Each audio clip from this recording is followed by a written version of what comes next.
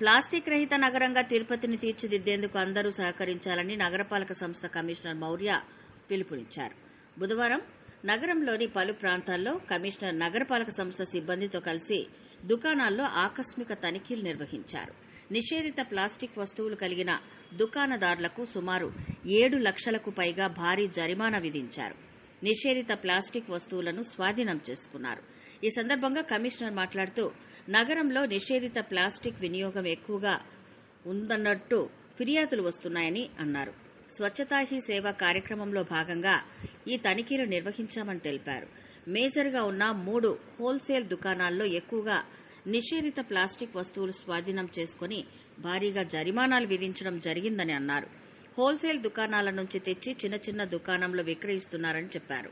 అందువల్ల హోల్సేల్ దుకాణాలపై దాడులు నిర్వహించి వారి వద్ద నుంచి అమ్మకాలు జరగకుండా